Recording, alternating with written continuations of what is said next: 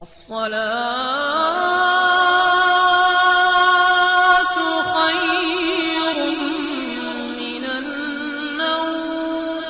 پیارے دوستو، کہتے ہیں کہ روح کبھی مرتی نہیں، مرتا تو صرف جسم ہے، مگر اس دنیا میں جب روح جسم کو چھوڑ دیتی ہے تو اسے مرا ہوا ہی سمجھا جاتا ہے، کیونکہ جس طرح زندگی ایک حقیقت ہے اسی طرح موت بھی بیک ایک اٹل حقیقت ہے جس پر ہر کوئی یقین کرتا ہے۔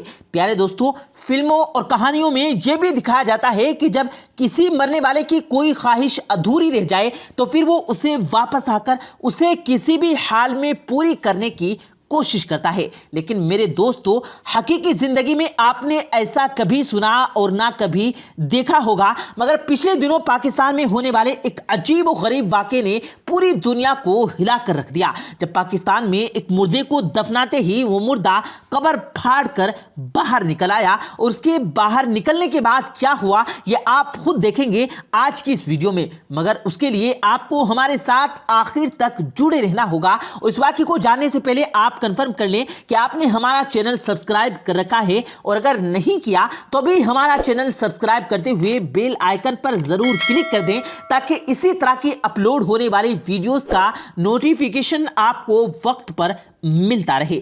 تو آئیے دوستو، آغاز کرتے ہیں آج کے عجیب واقعے کا۔ دوستو، پاکستان کے کراچی کے ایک گاؤں میں کچھ عرصہ پہلے ایک واقعہ ایسا ہوا جس نے سب کے ہوش اڑا دیے۔ یہ واقعہ سن کر آپ کے بھی رونگٹے کھڑے ہو جائیں گے۔ کہتے ہیں دوستو، ماجد بہت چھوٹا تھا کہ اس کے والد کا انتقال ہو گیا۔ ماں نے دوسری شادی بشیر احمد کے ساتھ کر لی۔ بشیر احمد علاقے میں اثر و رسوخ رکھتا تھا اور اس کی بیوی 2 بچوں کے بعد انتقال کر گئی تھی، اور اپنے دونوں بچوں کے باعث اس نے دوسری شادی ماجد کی ماں کے ساتھ کر لی۔ ماجد نے جب ہوش سنبھالا تو بشیر احمد کو ہی اپنا اصل باپ سمجھتا تھا۔ وہ نہیں جانتا تھا کہ بشیر احمد اس کا سوتیلا باپ ہے۔ یوں تو اپنی اولاد کے ساتھ ماجد کا فرق کیا ہی تھا، مگر نہ چاہتے ہوئے بھی کہیں نہ کہیں اس سے ماجد کو لے کر زیادتی ہو جایا کرتی تھی۔ لیکن جو ہی اسے احساس ہوتا تو فوراً اللہ سے معافی مانگتا اور خود کو غلطی سدھارتا تھا۔ اپنے دوسرے بچوں کو اعلیٰ تعلیم دلوا کر انہیں یوروپ بھیج دیا، مگر ماجد نے اپنی تعلیم پاکستان میں ہی مکمل کی۔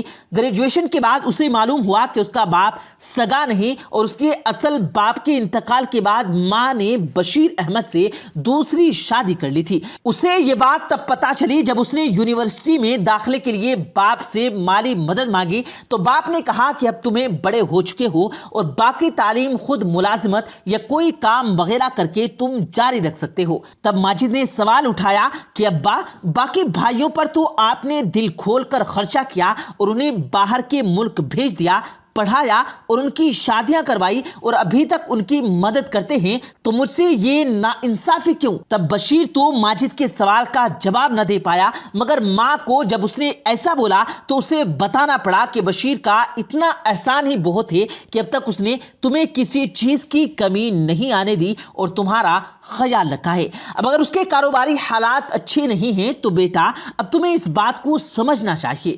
ماجد کو یہ حقیقت ایسی لگی جیسے اس پر کسی نے پہاڑ دے مارا ہو، لیکن وہ ایک شریف النفس سمجھدار لڑکا تھا۔ اس کے بعد اس نے ٹیوشن پڑھانا شروع کی اور بقایا تعلیم خود سے کما کر مکمل کی۔ MBA کے بعد اسے ملٹی نیشنل کمپنی میں مارکیٹنگ کی جاب بھی مل گئی۔ زندگی تھوڑی آسان ہو گئی۔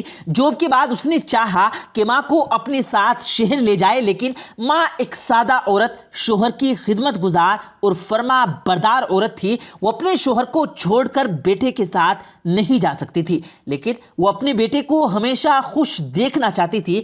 اس لیے اس نے اپنے شوہر سے ماجد کی شادی کے لیے کہنا شروع کر دیا کہ اب وہ نوکری پر بھی لگ گیا تو اس کی شادی کے فرض کو بھی پورا کر دینا چاہیے۔ یہاں پھر بشیر احمد نے تھوڑی خود غرضی سے کام لیا اور اپنی بہن کی بیٹی جو ان پڑھ گاؤں کی لڑکی تھی اس سے ماجد کی شادی طے کر دی۔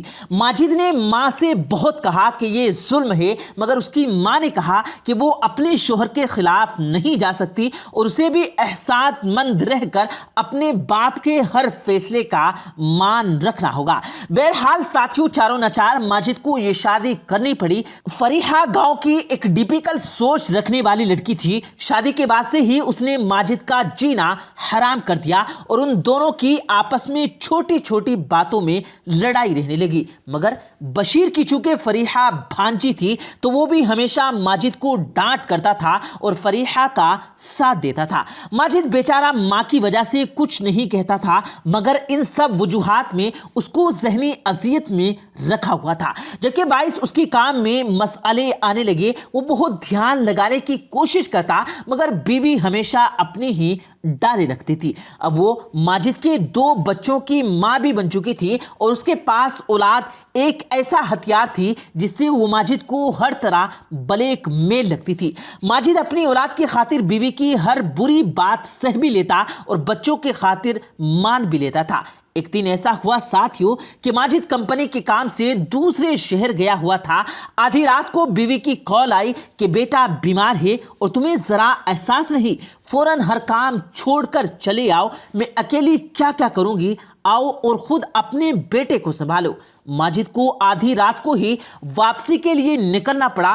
तेज रफ्तार ड्राइविंग करते हुए जहन इन्हीं परेशानियों में उलझा हुआ था कि उसको आगे से आता हुआ ट्रक दिखाई न दिया और उसका एक्सीडेंट हो गया।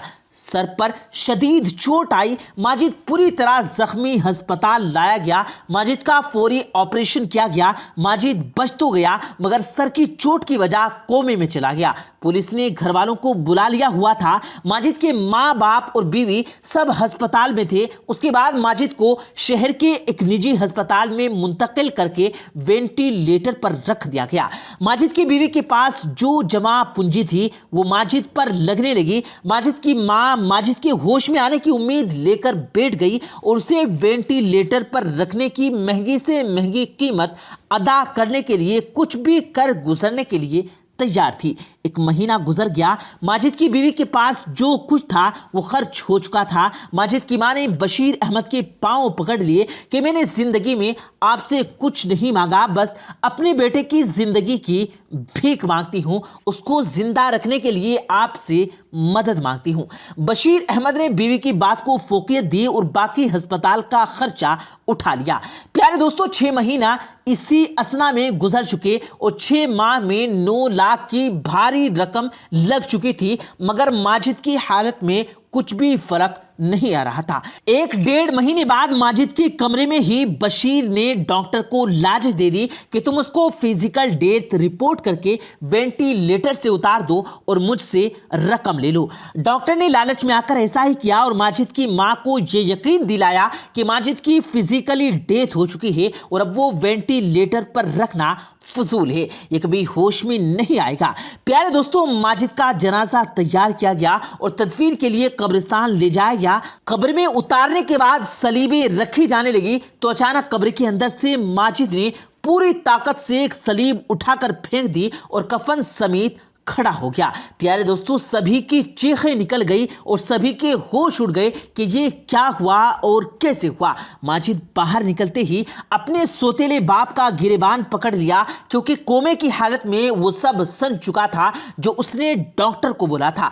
बशीर ने कहा कि मैं मजबूर था बेटा, मैं क्या करता जबकि तुम होश में नहीं आ पा रहे थे। बहरहाल माजिद को फौरी तिब्बी इमदाद दी गई। अस्पताल में मजीद उसकी केयर की गई और माजिद की मां को तो खुशी से कोई हाल ही न था। दोस्तों, अपने बच्चे को दोबारा जिंदा देखना उसके लिए किसी मोजिजे से कम न था, जिसे वो रो चुकी थी और दफनाने भेज चुकी थी। उसकी रो रो कर अल्लाह से दुआएं मांगी गई, दुआएं रद्द नहीं की गई। अल्लाह ने उस मां की दुआ सुन ली थी। प्यारे दोस्तों, यह वाकया अपनी नोयत का अजीब वाकया है। बाज़ औक़ात अल्लाह ताला लोगों को दिखाता है कि वो चाहे तो क्या नहीं कर सकता, मगर फिर भी लोग नहीं समझ पाते। अल्लाह ताला लोगों को ढील देता है, तौबा का मौका देता है कि शायद उसको एहसास हो जाए और माफ़ी मांग ले। इसी तरह बशीर अहमद को भी एहसास हो चुका था। उसने अपनी बीवी और बेटे से भी बहुत माफ़ी मांगी। माजिद की बीवी भी उस सानिहे के बाद समझ गई कि उसकी औलाद का बाप अगर न रहे तो उसको ज़िंदगी में दुखे ही खाने पड़ेंगे। यूँ अल्लाह ने माजिद की ज़िंदगी लौटाने के साथ साथ उसको ज़िंदगी में सुकून भी लौटा दिया। और प्यारे दोस्तों, इसके बारे में आप क्या कहते हैं कमेंट बॉक्स में اپنی قیمتی رائے کا اظہار ضرور دیجیے گا۔ پیارے دوستو، امید کرتے ہیں آپ کو آج کی ہماری یہ ویڈیو ضرور پسند آئی ہوگی۔ اگر آپ کو یہ ویڈیو پسند آیا ہو تو اس ویڈیو کو دل سے لائک کریں اور زیادہ سے زیادہ لوگوں تک اس ویڈیو کو ثواب کی نیت سے شیئر کریں، اور اس ویڈیو کے بارے میں آپ کی کیا رائے ہے کمنٹ سیکشن میں اپنی رائے کا اظہار ضرور دیں، اور مزید اسی طرح کی روز کی ویڈیو پانے کے لیے ہمارے چینل کو ضرور سبسکرائب کریں۔ ملتے ہیں پھر ایک نئی ویڈیو کے ساتھ، تب تک کے لیے اللہ حافظ۔